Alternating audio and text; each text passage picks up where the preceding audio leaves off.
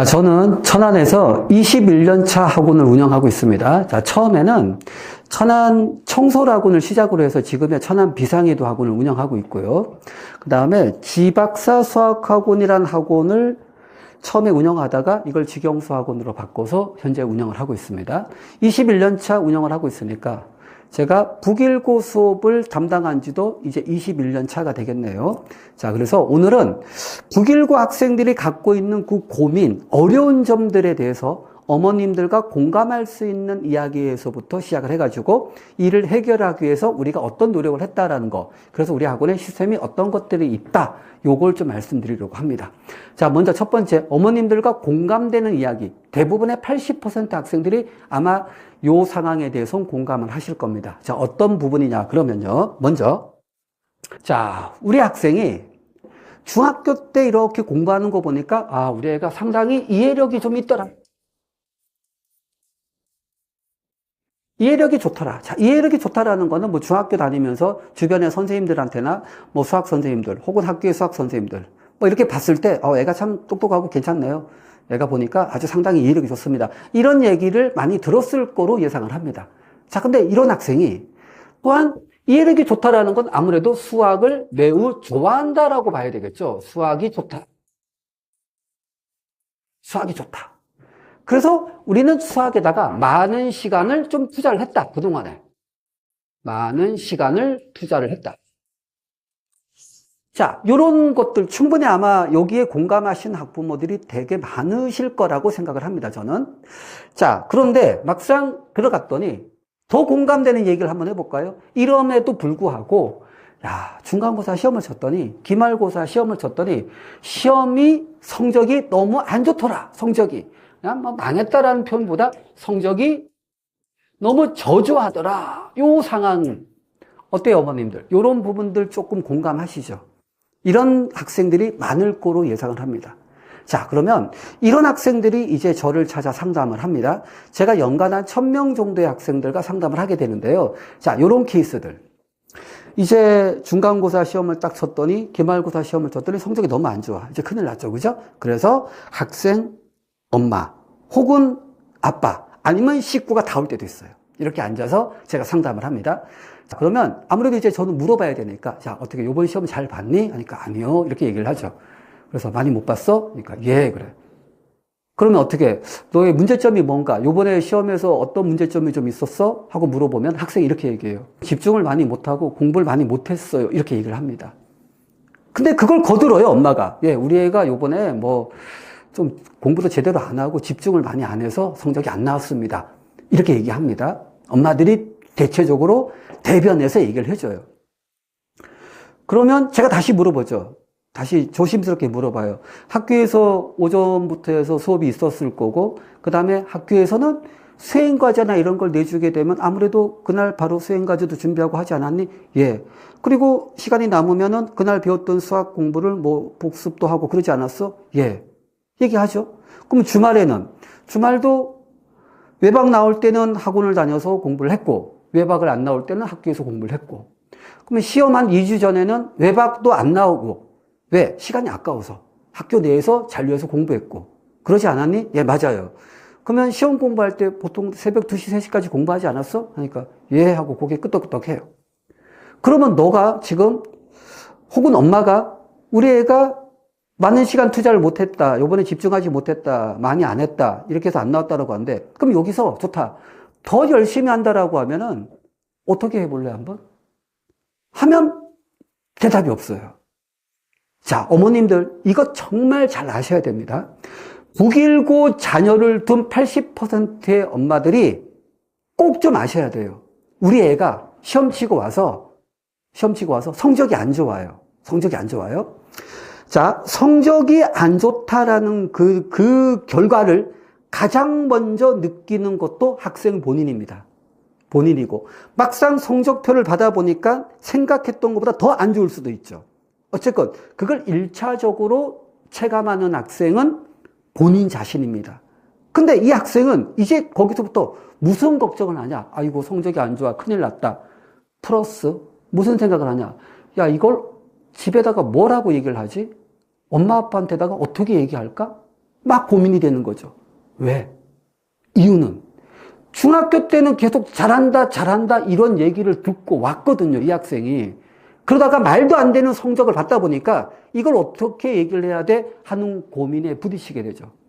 이러면 대부분의 학생들이 이런 얘기 합니다. 엄마, 이번에 좀 집중을 못했어. 막상 시험지 보니까 충분히 풀 수 있는 문제들이 있었는데 내가 좀 더 노력을 했어야 되는데, 이렇게 얘기합니다. 그럼 엄마가 고지고대로 그걸 들어요. 아, 우리 애가 열심히 안 했구나. 어머님, 그거 아니에요. 우리 애는요, 열심히 했어요.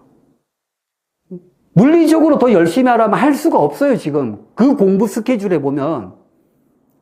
그 공부 양을 보면은. 근데 본인이 엄마 내가 열심히 안 했어. 이 얘기를 고지고대로 들으면 안 된다는 얘기죠. 마치 그 얘기는요, 엄마 내가 열심히 했는데 이제 앞으로 어떻게 해야 되지? 방법을 모르겠어. 엄마한테 SOS를 친 겁니다. 그렇게 받아들이셔야 돼요. 그냥 듣고, 아, 우리 애가 열심히 안 했으니까, 그래, 열심히 하면 나아질 거야. 이런 기대감을, 이런 생각을 가지면 안 된다는 얘기죠. 열심히 안 한 애가 자사고를 들어갔다? 그러면 아예 점수 기대하지 마세요. 누구나 자사고를 들어갈 땐요, 나름의 해보려는 의지. 그러니까 선행을 하죠. 열심히 하죠. 결과가 안 좋으니까 하는 얘기입니다, 그거. 꼭 명심하시기 바랍니다. 저는 그렇게 얘기를 해요. 그러면, 야, 너 여기서 더 열심히 할 수가 없잖아. 이게 어떻게 열심히 안 한 거야? 열심히 한 거지. 하면 가만히 있어요. 어떤 경우는 학생이 울어요. 어머님, 이거 명심하셔야 됩니다. 자, 그러면 저는 이해력도 있다. 수학을 좋아한다. 많은 시간 공부했어. 성적이 안 나와. 그리고 오늘 상담하러 왔어. 상담하러 왔어요. 뭔가 해법을 던져야 됩니다. 제가 있는 곳은요, 멀리서들 상담을 옵니다. 태안, 당진, 서산, 위로는 뭐 수원, 평택 이런 데서 저한테 상담을 하러 와요. 2시간 걸려서 운전해서 우리 애를 위해서 상담하러 왔는데 뭔가라도 던져지고 싶었죠. 저는 이 고민을요, 21년 전부터 해왔습니다. 야, 이거 어떻게 해법을 던져주지? 이거를 이렇게 해볼까? 이렇게 해볼까? 어머님, 답을 알려드릴게요. 이거는 그 자리에 앉아서 저희가 파악이 안 됩니다. 왜 안 되냐면요, 같이 생활을 해봐야 됩니다. 첫 번째, 이해력이 좋다라고 했죠. 그죠? 이해력이 좋은 학생들이 범하는 실수가 있습니다. 그게 자기가 그렇게 하고 싶어서가 아니라 이 뇌 구조가 그렇게 된 거예요. 뭐냐 그러면요, 내가 이만큼을 설명을 해서 여기까지 도착을 해야지 완성이 되는데, 머리가 좋은 학생들은요, 요만큼 딱 설명하면요, 아, 알겠다 하고 딱 판단이 서는 거죠. 아, 맞아. 이미 아는 거죠. 이거가 학생들마다 정도가 틀리다는 얘기죠. 어떤 학생은 여기까지 가서 알겠다는 학생도 있고, 시작과 동시에 알겠다는 학생도 있죠. 그런데 이게 함정이 될 수 있다는 얘기예요. 왜냐? 그래도 끝까지 가다 보면은, 처음에 이렇게 생각해서 내가 안다고 했는데, 약간 이게 아니었구나. 이렇게 고쳐내갈 수 있는 시간이 있는데, 머리가 좋은 애들은 빨리, 알겠어요 하는 순간 뒤에가 다 막혀버린다는 얘기죠. 의도해서가 아니라 뇌 구조가 그렇게 된 거죠. 너무 머리가 좋다 보니까. 오히려, 그러면 이해력이 있다라는 것도 이런 어떤 상황인지를 우리가 파악을 해봐야 되겠죠? 아니면 이해가 아니라 죄다 암기하고 있는데 얘는 이해했구나 하고 생각하고 있구나. 이것도 저희가 파악을 해봐야 된다는 얘기죠. 그 순간 와가지고 얻는 정보로는 이거에 대한 대답을 저희가 못합니다.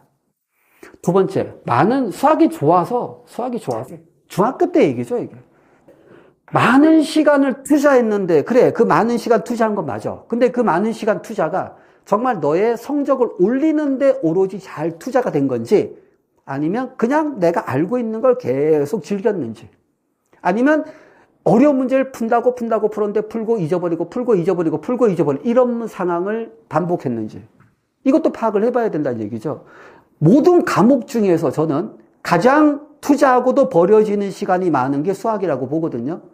그렇다 그러면 많은 시간을 투자했다라는 게 어떤 종류로 투자를 했는지 이건 모른다는 얘기죠. 21년 전부터 계속 고민하면서 그럼 이렇게 도와줘 볼까? 이렇게 도와줘 볼까? 이걸 늘 고민하고 현재도 고민하고 있습니다. 그래서 현재 제가 만든 해답은요, 저희 학원에서 이런 학생들을 위해서 프로그램을 만들었어요. 자, 어떤 프로그램이냐 그러면 저희는 이런 학생들을 위해서 토요일 날 10시간 동안 수학 수업 진행을 합니다. 시간은 2시부터 밤 12시까지입니다. 자, 그러면 이 10시간 동안 구성되어 있는 것 중에 하나씩 소개를 한번 해볼게요. 자, 뭐냐 그러면 리마인드 클래스라고 있어요. 자, 리마인드. 말 그대로 리마인드 클래스. 자, 제가 이 10시간 프로그램을 준비하면서 가장 집중적으로 보는 그런 시간입니다. 이게 4시간이 주어져 있습니다. 자, 리마인드 클래스 수업에 대해서 설명을 해드릴게요. 자, 리마인드 클래스는 뭐냐 그러면요. 학교에서 일반적으로 수학 시간이 일주일에 한 4시간가량 정도가 들어가 있습니다. 자, 그러면 우리는 여러분들 이 학교에서의 경쟁이라는 거는 전쟁터입니다. 전쟁터예요. 전쟁터. 한마디로 정글입니다. 뭡니까? 남을 눌러야만 내가 올라갈 수 있는 이런 세상이란 얘기죠. 경쟁사회가 남을 눌러야만 내가 올라갑니다.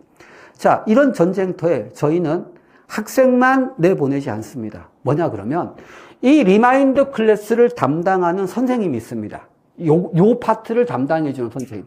자, 그러면 그 선생님은 뭘 하냐 그러면 예를 들어서 뭐 1학년 1반의 홍길동이라는 애가 수업을 듣고 있어. 그러면 우리는 그 학생으로부터 매일매일 정보를 주고받습니다. 야, 오늘 수학은 어디 나갔니? 어떤 문제 풀었니? 프린트 내줬어? 선생님이 어디 문제를 강조했니?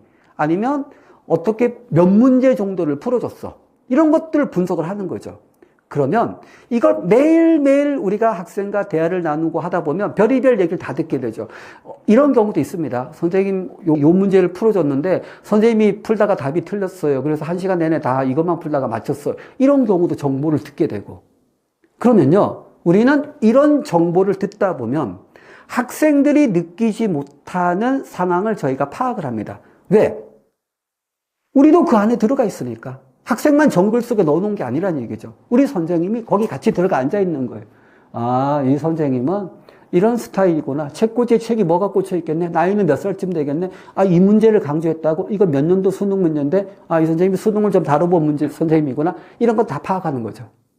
그래서 그걸 매일매일 정보를 얻어서 매일매일 이 리마인드 클래스 선생님이 자료를 만듭니다. 그럼 이 학생들은 학교에서 요거 설명하는데 이 시간 갖고 부족했을 텐데, 좋아, 우리가 좀 더 자료를 정리해서 알려주자 하고 자료를 계속 수집을 하는 거죠.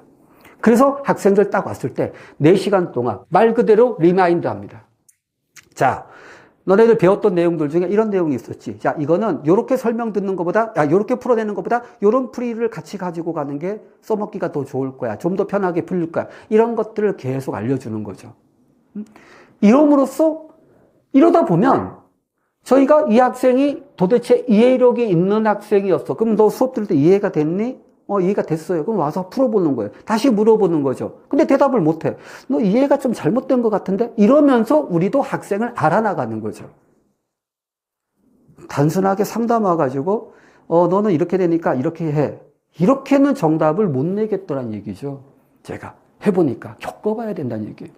그래서 저희가 토요일 날 자사고 수학하는 날인데 북일고 학생들은 4시간 동안의 리마인드 클래스 수업을 듣게 됩니다. 이 속에서 나름대로 우리도 학교의 분위기를 익히고 학생들의 이해력이나 수학에 투자하는 시간 정도 이런 걸 다 파악을 해보는 거죠. 문제점들을 찾아서 문제점 해결뿐만 아니라 그 문제점을 넘어선 탄탄한 지식을 우리가 알려준다는 얘기죠. 두 번째. 자, 어떤 시간이냐 그러면 내신 심화 응용 클래스가 있습니다. 심화 응용. 자, 심화 응용 클래스. 자, 요게 3시간가량 진행이 됩니다. 자, 그러면 심화 응용 클래스 요 수업에 대한 소개를 좀 할게요. 이건 뭐냐 그러면요.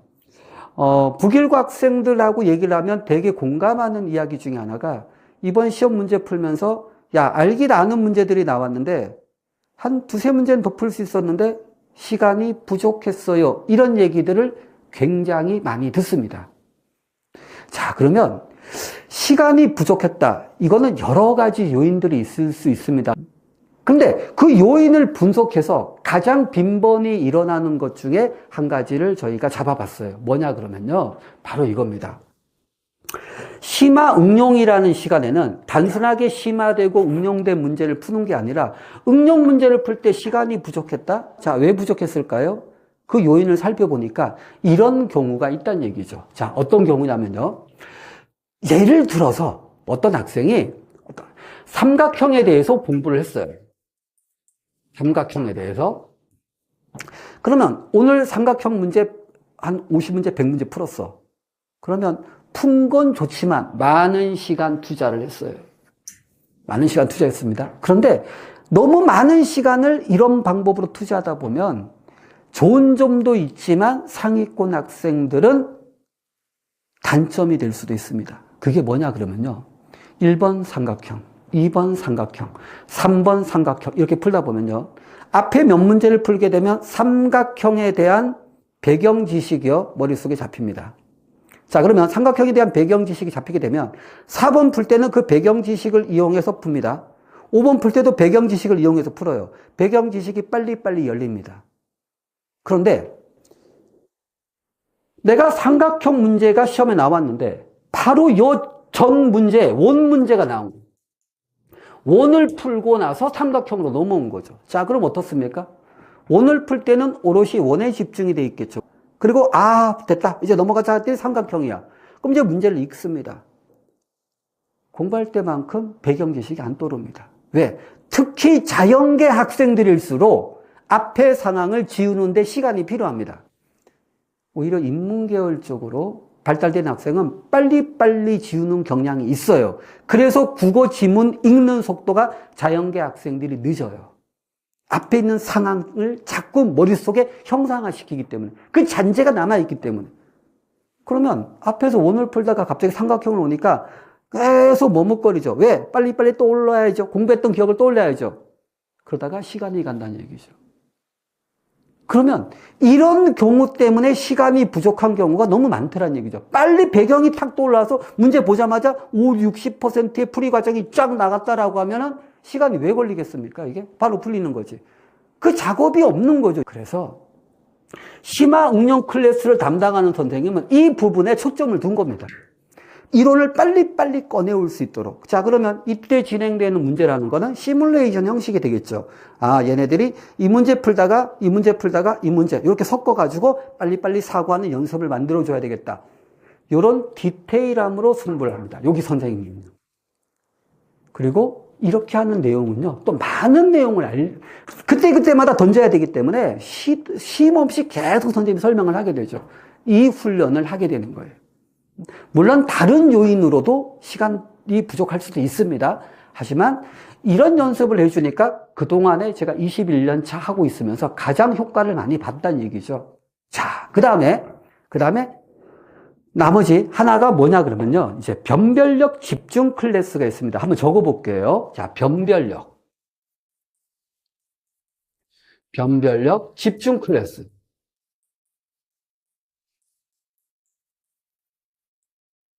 자, 그러면 이 변별력 집중 클래스는 뭐냐 그러면요. 말 그대로 변별력이에요. 최상위권을 가늠하는 문제. 일명 수능에서는 킬러 문제라고 하죠. 그죠? 근데 내신에서도 두세 문항은 변별력, 만점 방지용으로 아주 어려운 문제를 냅니다. 그래야 1등급 학생들이, 노력한 학생들을, 좀 우수한 학생들이 변별력을 내기 위해서. 자, 그런데 아까 많은 시간을 투자했는데 성적이 안 나오는 경우, 그 많은 시간 투자해갖고 효과를 거두지 못하는 것 중에 대표적으로 쓰는 게 뭐냐면요. 특히 수학을 좋아하는 학생들이 아마 공감을 하실 겁니다. 여러분들 수학을 좋아하는 학생들은요. 1번 문제, 어려운 문제. 이거 고민하고 선생님한테 물어도 보고 해설집도 보니까 이러했구나 하고 됐어. 하고 즐깁니다. 수학을 좋아하는 학생들. 그러니까 그 어려움 속에 또 다른 문제를 또 푸는 거예요. 왜? 즐기니까 자기도 모르게 어떤 묘하게 내가 이 어려운 걸 여기까지 왔네 하는 어떤 쾌감, 어떤 그런 성취욕 그런 게 있기 때문에. 그런데 이게 함정이 될 수 있는 겁니다. 저는요, 어려운 문항을 하루에 뭐 애들이 문제 푸는 거 보면 뭐 15개, 20문제 막 갖다 놓고 뭐 기출에서 나왔던 거야 이러면서 막 풀거든요. 저렇게 어려운 문제가 저는 3문항 이상을 과연 풀었을 때 저게 과연 머릿속에 남을까? 이건 상당히 의문입니다. 왜냐면요, 문항이 어렵다라는 건요, 그 하나를 해결하기 위한 굉장히 여러 개의 요소가 들어갑니다. 근데 그런 요소들이 굉장히 상투적인 흐름과 순차적인 흐름으로 물어보는데 그걸 하나를 정리하기에는 정말 곱씹어서 생각하고 다시 한번 떠올려보고 이런 작업이 계속 되풀이 돼야 된다고 봅니다. 근데 이런 문제를 15개, 20개씩 푼다? 저거 2, 3일 뒤에 과연 머릿속에 남아있을까? 이게 의문이란 얘기죠. 저는 한두 문제로 족하다고 봅니다. 그래서 이 변별력 집중 클래스를 담당하는 선생님은요, 이렇게 합니다. 매일매일 학생들한테 들었던 정보를 기반으로 저희가 자료를 내줍니다. 선생님이 이렇게 설명한 내용 중에서 가장 어렵게 낼 수 있는 문제는 이 문제야. 선생님이 설명한 내용들 중에서 정보를 바탕으로 가장 복잡하게 낼 수 있는 문제는 이 문제야. 이런 몇 안 되는, 정말 하루에 한두 문제를 풀 수 있는 정도의 양을 학생들한테 던집니다. 제가 얘기했죠. 우리도 학생들처럼 그 학교에 들어가 앉아 있어야 돼요.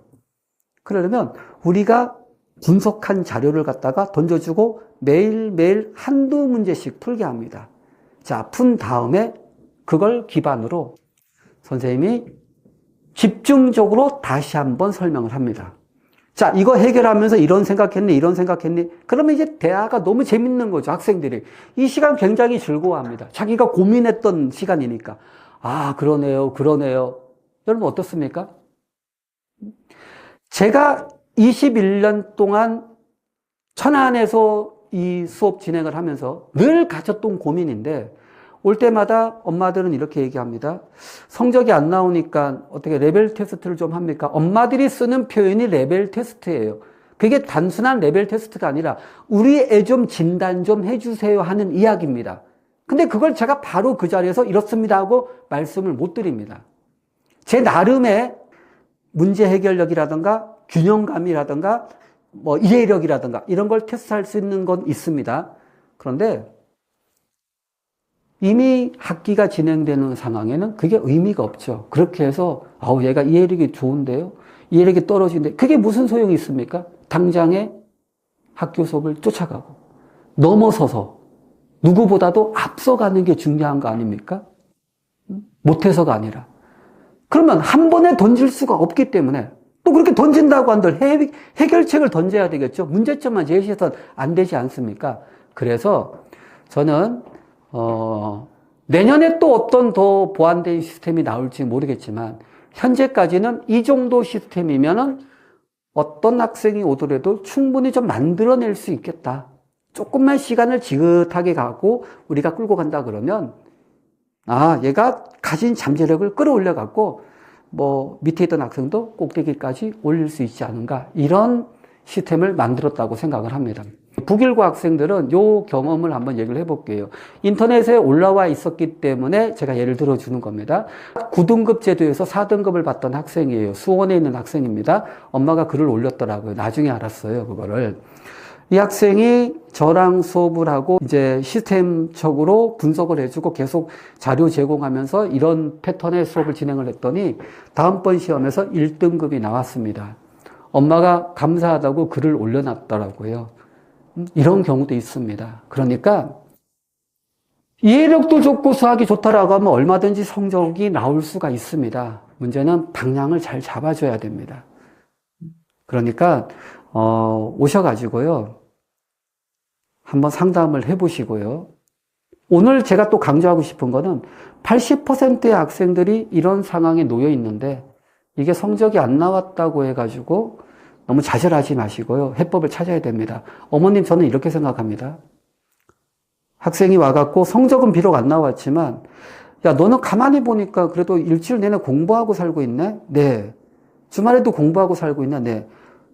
어머님들, 이렇게 공부하는 애들이 좋은 대학 가야 되는 거 아니겠습니까? 저는 그렇게 생각합니다. 왜 이렇게 노력한 애가 지가 원하는 대학을 못 가가지고 사회에 진입도 하기 이전에 학교 시절부터 벌써 패배의식을 갖는다? 이건 아니지 않습니까? 어머님들 가능합니다. 충분히 가능해요. 분명히 사람이 하는 일이기 때문에 바꿔낼 수 있습니다. 열심히 하는 애들이 좋은 대학 가야 됩니다. 저희가 그렇게 되도록 노력을 해드리겠습니다. 그러니까요. 어쨌건 제가 우리 학원이 갖고 있는 이 세 가지 클래스에 대해서 제가 말씀을 드렸고요. 이렇게 진행하는 과정에 더 디테일함이 많습니다. 더 많은 애를 써야 되고 선생님들도 더 노력을 해야 됩니다. 그렇게 진행하고 있으니까요. 오셔서 한번 상담받고 학생이 뭐 노력을 안 했다 이런 얘기 하거든. 내가 공부 많이 안 했어 이러면 우리 애가 날 도와달라고 SOS를 친 거구나 이렇게 생각하시는 게 오히려 정답입니다. 그래서 열심히 하는 애들이 좋은 대학 갈 수 있도록 도와드릴 테니까 어머님들도 뭐 우리 애가 갑자기 성적 안 나왔다고 너무 좌절하지 마시고요. 용기를 내시고 힘을 내시길 바랍니다. 이상입니다.